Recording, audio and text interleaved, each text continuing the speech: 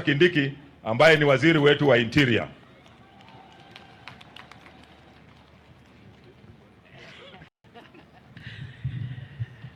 Bas, mlembe mia, mlembe swa, mlembe te, uli moyo. Asante sana Mheshimiwa Rais, clergy ambayo ni watumishi wa Mungu, wa viongozi pamoja na wananchi.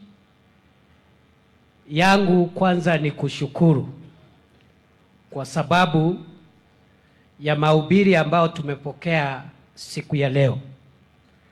Tunashukuru viongozi wetu wa kanisa kwa kuhimiza kiongozi wetu, rais wetu na wale wengine wote ambao tunahusika katika uongozi katika ngazi mbalimbali ya kwamba matakwa ambayo tuko nayo kama taifa, Mwenyezi Mungu atatuwezesha, na hiyo huduma ambayo tumepata leo ama mahubiri tumeichukulia maanani ya kwamba Mungu atatuwezesha ili kupata mahitaji yetu yote ambayo tumetarajia, ambayo tutarejesha.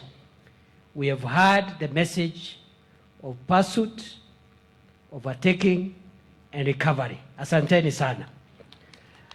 Jambo moja tu ya mwisho, kwa sababu masaa imeenda na huu ni mkutano wa rais ako hapa, ni kukubaliana na wale wenzangu ambao wameongea ya kwamba inabidi tuchunge sana umoja wetu kama taifa na tusichukulie mzaha mambo ya umoja wetu na usalama wetu kama taifa letu la Kenya. Hapo awali nchi yetu ya Kenya imewahi kupata matatizo, wananchi wakaumizana wenyewe kwa wenyewe kwa sababu ya tofauti ya jamii hii, jamii ile, sehemu hii, sehemu ile. Tungetaka kuhimiza ya kwamba taifa letu ni moja. We are one indivisible united country under God, with one map, one flag, one national anthem. Na kwa hivyo tuchunge sana umoja wetu, tupendane, tuishi pamoja, hata tukiongea lugha zetu tofauti za kienyeji, tujue tuko na taifa moja.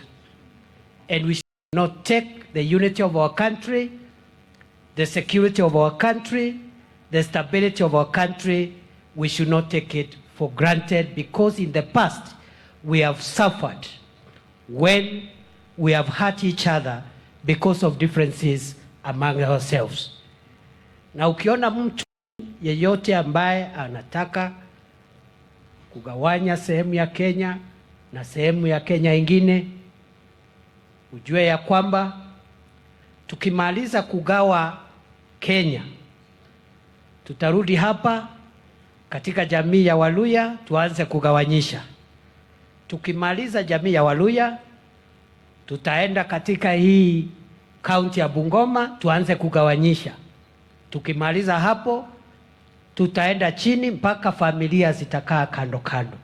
So I want to urge all of us to respect the constitution of our country, the law of our country, and to support His Excellency the President as our leader and the symbol of the nation, of the unity of our nation, so that we can deliver on the mandate that people of Kenya has given him, even as we look forward to a better, more secure, more stable country. Kwa hayo mengi nasema asante. Sijui kama nitarudisha kwa governor ndio aendelee. Asanteni sana, Mungu awabariki, na hapa Bungoma hakuna matatizo mengi